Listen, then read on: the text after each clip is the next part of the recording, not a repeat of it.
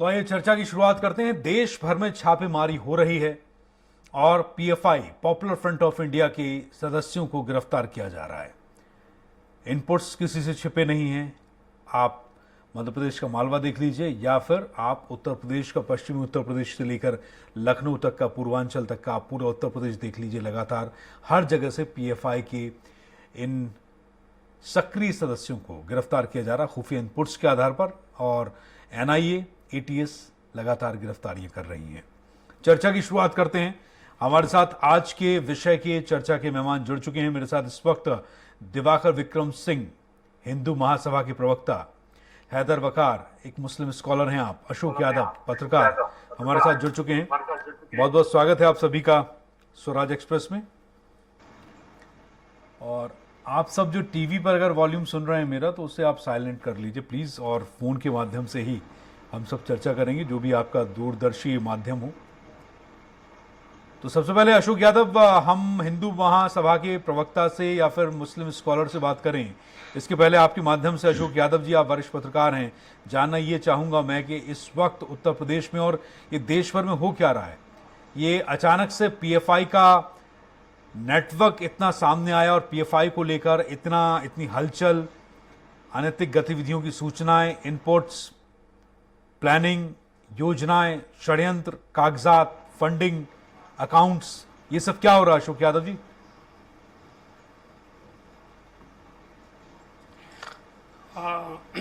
भारत सरकार की एक जांच एजेंसी है एनआईए।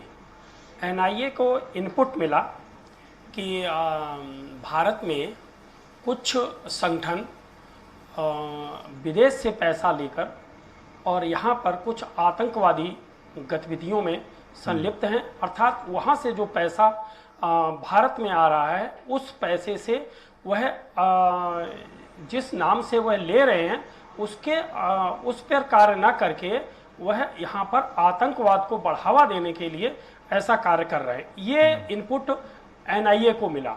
एनआईए ने उस पर कार्य किया और एनआईए ने उसकी पूरी जांच के बाद, मतलब उस पर वर्क करने के बाद, उन्होंने लगभग 9 राज्यों की एटीएस को साथ लेकर के एक अभियान चलाया और उन्होंने 22 तारीख को देश भर में एक साथ ऐसे जगह छापे डाले जिन लोगों का इनपुट या बैंक खाते या उनसे धन के बारे में या उनका इधर उधर, मतलब कोई ना कोई संपर्क विदेश से या उन लोगों में ऐसा रहा कि जो आतंकवाद को बढ़ावा देने के लिए या उनकी जो बातचीत थी उसके आधार पर उन्होंने उन लोगों को पकड़ने का, यानी उनके यहाँ छापा डालने का कार्य किया। और उसमें उन्होंने पहले दिन 106 लोगों के यहाँ छापा डाला और 106 लोगों को उन्होंने नहीं, ये आप खबर बता रहे हैं, ये आप खबर बता रहे हैं।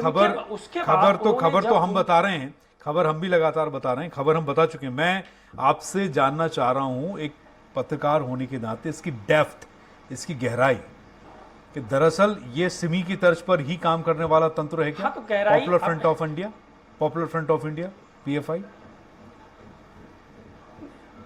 अब देखिए, पीएफआई के बारे में तो हम ये जैसे कि पीएफआई का जो वो है, ये कहने को तो ये कहता है कि हम नव सामाजिक आंदोलन का कार्य करते हैं, लेकिन जो केरल की गवर्नमेंट ने 2012 में बताया कि यह जो पीएफआई है यह सिमी का एक रूप है। सिमी जिस पर कि पूर्व में प्रतिबंध लगाया गया, तो ये एक सिमी का वो है। उनके अनुसार कि केरल का एक फ्रंट, एक कर्नाटक का और एक तमिलनाडु का, ये 3 चीजों के जो फ्रंट थे, इन्होंने मिलकर के पीएफआई बना लिया। और पीएफआई का जो कार्य है वह मतलब सामाजिक आंदोलन न होकर के एक भारत में आतंकवाद पैदा करने वाला आंदोलन बन गया।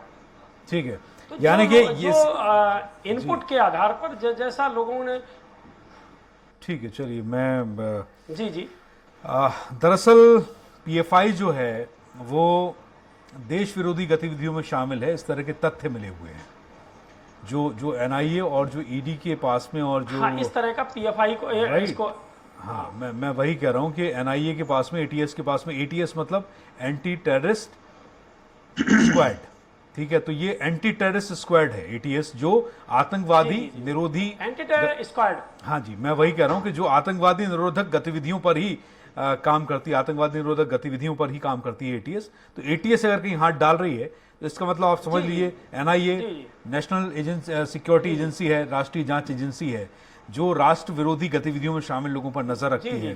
तो कुल मिलाकर इसमें कोई अब इस बात में कोई भी शंका, शक, शुबा या कंफ्यूजन नहीं रह गया है कि अब ये पीएफआई जो है वो देश विरोधी गतिविधियों में संलग्न था और अपनी फंडिंग का गलत इस्तेमाल कर रहा था।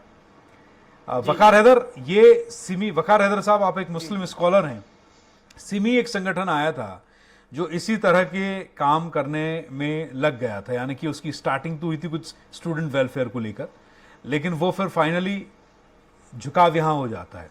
तो इस तरह के जो संगठन होते हैं हैदर वकार साहब, इस तरह के जो संगठन होते हैं वो युवा शक्ति का दुरुपयोग क्यों करने लगते हैं? उनको दिग्भ्रमित करके उनको मेंटली इस तरफ क्यों मोड़ देते हैं कि आप जिस देश में हैं, जहां आप रह रहे हैं, जहां आप खा पी रहे हैं, जहां आप मौज मस्ती कर रहे हैं, जहां आपका परिवार है, जहां आपकी जड़ें हैं, जहां आपका वृक्ष है, जहां आप कल वृक्ष बनेंगे और आप फलेंगे फूलेंगे, आप उन्हीं जड़ों में बारूद लगा दें। वकार हैदर, ये संगठन ऐसा कैसे कर लेते हैं?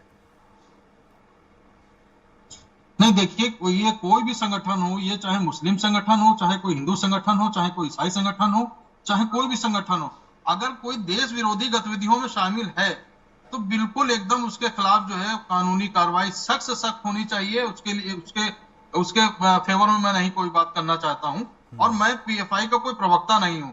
हाँ, मैं अपनी बात जरूर रखना चाहूंगा एज ए मुस्लिम स्कॉलर कि अगर आपको लग रहा है कि आपके देश में एजेंसियां हैं, एजेंसियों का जो है वो दुरुपयोग नहीं होना चाहिए। आप कन्विक्टिंग रेट देखेंगे, अगर कुछ एजेंसियां ऐसी हैं जिनका कन्विक्टिंग रेट बहुत खराब है, जो कि अननेसेसरी जो है लोगों पे दबाव बना के, अननेसेसरी दूसरों के जब चुनाव का माहौल होता है उसमें कन्वेक्ट करके आप उनको परेशान कर रहे हैं। बस उस बात को लेके जो है, अगर आपको लग रहा है कि कोई दोषी है, कोई गलत गतिविधियों में शामिल है, तो उसके खिलाफ बिल्कुल कार्रवाई करिए।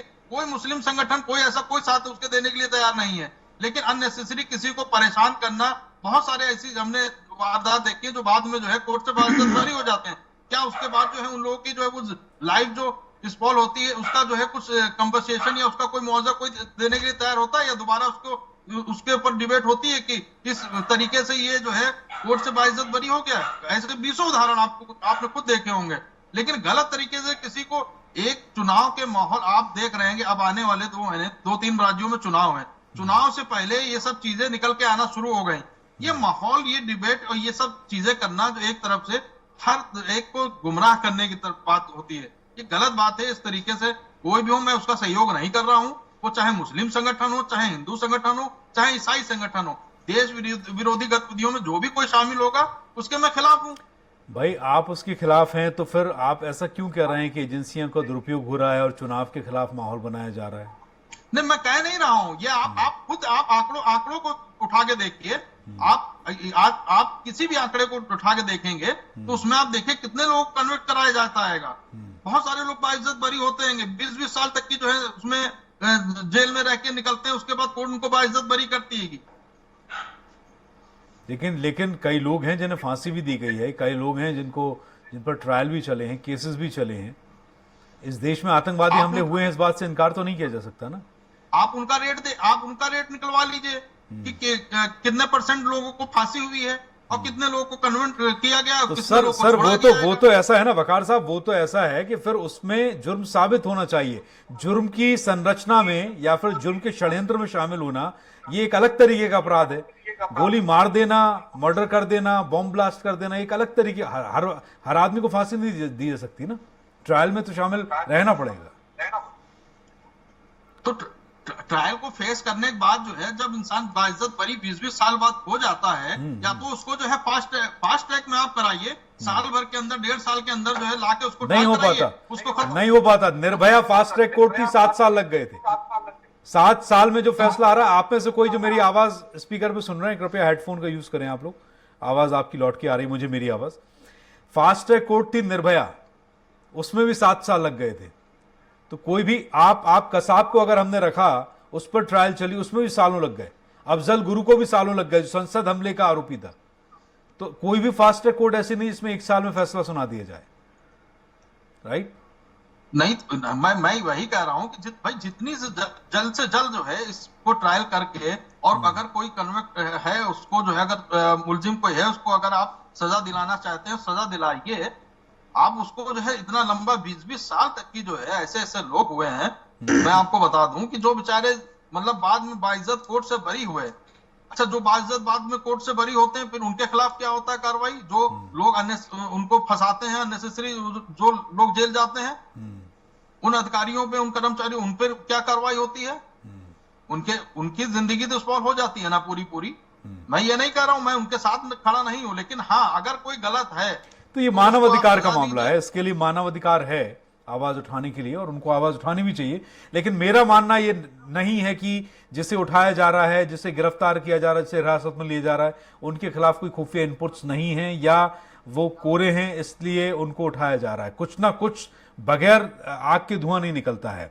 दिवाकर विक्रम सिंह, पूरी कन्वर्सेशन आपने सुनी, आपने पूरा वार्तालाप सुना, अशोक यादव साहब वरिष्ठ पत्रकार हैं हमारे बीच, उन्हें भी सुना आपने, बकार साहब को भी सुना, मुस्लिम स्कॉलर हैं हैदर बकार।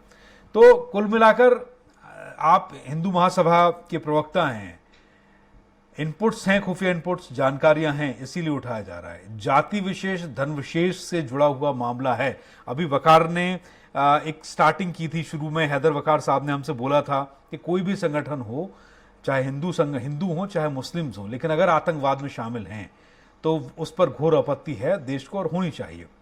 लेकिन समझ ये नहीं आता कि इंटरनेशनल फंडिंग हो रही है पूरे ग्लोब में। अगर आप देखें दिवाकर विक्रम सिंह, पूरे विश्व के मानचित्र पर अगर आप नजर डालें तो कुछ ही कंट्री ऐसे बचे हैं जो पूर्ण हिंदू राष्ट्र हैं, ठीक जी।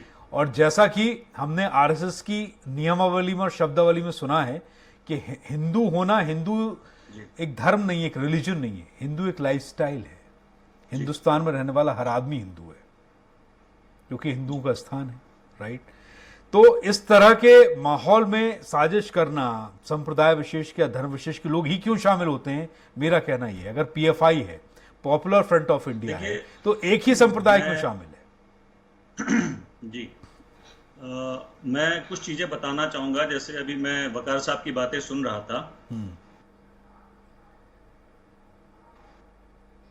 देश विरोधी गतिविधियों में जो शामिल है उसके खिलाफ कार्रवाई होनी चाहिए। तो पीएफआई के जितने भी अभी तक जो एनआईए के द्वारा, एटीएस के द्वारा या ईडी के द्वारा जितने भी अभी कार्रवाई हैं, उसमें कहीं ना कहीं उन संदिग्धता थी, संलिप्तता थी, या लोग जो गिरफ्तार हुए उनका उससे कनेक्शन मिला। उससे अगर आप बात करते हैं पूर्वी उत्तर प्रदेश की, तो मैं पूर्वी उत्तर प्रदेश का भी रहने वाला हूं। मेरा होम टाउन सिद्धार्थ नेपाल का बॉर्डर है, और मैंने वहां पे महसूस किया है फंडिंग को। और वहां अब जो हमारे मुस्लिम, उनको बहला के, फुसला के, इस्लाम के नाम पर और देश विरोधी गतिविधियों में शामिल किया जा रहा है। अभी आज की डेट में अगर आप, जैसे लोग कह रहे हैं कि चुनाव का वक्त है और इसको आप ईडी का इस्तेमाल हो रहा है। देखिए, ईडी, एनआईए और एटीएस ये एक इंडिपेंडेंट बॉडी है, और इनको इतनी स्वतंत्रता है कि ये जहां पे भी संदिग्धता होगी, जो देश विरोधी गतिविधियों में शामिल होगा, उनके खिलाफ कार्रवाई करने का इनको पूरा अधिकार है। अगर बात करते हैं पीएफएसआई की, तो पीएफआई फ्रंट ऑफ इंडिया की, पीएफआई की, तो उनके कनेक्शन पाकिस्तान से भी उजागर हुए हैं। उनके कई लोग ऐसे, अभी लखनऊ में एक दर्जी गिरफ्तार हुआ था, जो दर्जी है, प्रदेश अध्यक्ष है, और वो दर्जी का काम करता है, और वो उसके शौक है, इतने महंगे शौक हैं। तो भाई, आप दर्जी का काम करते हैं, आपके पास पैसा कहां से आ रहा है? अगर पैसा सही चीज के लिए आ रहा है तो वो सही चीज में यूटिलाइज क्यों नहीं हो रहा? पहली चीज। दूसरी चीज, जहां तक ईडी और एनआईए की बात है, इस तरह से बहुत सारे ऐसे संगठन हैं हिंदुस्तान में। जैसे मैं 2-3 संगठनों के आपका नाम बताता हूं। Muslim foundation of India, Indian Muslims for progress and reforms, और जगत फाउंडेशन का नाम अगर वकार साहब ने सुना होगा। ये लोग भी इस्लाम के प्रचार के लिए, या जो हमारे मुस्लिम हमारे गरीब परिवार हैं, उनके कल्याण के लिए ये एजेंसियां इंडिया में काम कर रही हैं। इनके ऊपर जांच नहीं बैठ रही है। भाई, अगर ईडी और सरकार किसी भी एजेंसी का दुरुपयोग करेगी तो वो सबके खिलाफ जांच बैठाएगी ना। और इनके पास भी पैसे बाहर से आ रहे हैं, लेकिन इनके खिलाफ कोई सबूत नहीं है। यहाँ पे जो लोग काम कर रहे हैं अभी तक उनके खिलाफ कोई सबूत नहीं मिला है, तो वो अपना ही स्मूथली काम कर रहे हैं। पीएफआई के खिलाफ सबूत मिल रहे हैं और पीएफआई के लोगों को गिरफ्तार किया जा रहा है। और ये एक हमारा ये जो अभी एक समाज में ये एक भावना फैल गई है कि जो सरकार वर्तमान सरकार है वो परेशान करने के लिए लोगों को काम कर रही है। ये बेबुनियाद आरोप लगाए जा रहे हैं, इससे कोई इसका सरोकार नहीं है। हाँ, अगर आपको लगता है कि अगर हमारे खिलाफ सबूत नहीं है तो आपके मोबाइल में वो डेटा आया कैसे? आपने या तो फोन किया या तो आपने सिम कार्ड बदला या वॉट एवर इट इज, जो भी हो रहा हो उससे सरोकार नहीं है। कहीं ना कहीं तो सबूत है, तभी तो कार्रवाई हो रही है। ठीक है अशोक यादव जी, ये जो नंबर्स मिले हैं, डेटाज मिले हैं, और इस बात से इनकार तो नहीं किया जा सकता कि आसपास से जो कंट्रीज हैं, जो कुछ एक राष्ट्र हैं हमारी सूची में, वो हमेशा इस तरह की साजिश रचते रहते हैं। हमने ये देखा है, आंतरिक सुरक्षा के लिए हमेशा वो खतरा बने रहते हैं। इससे इनकार तो नहीं किया जा सकता अशोक यादव?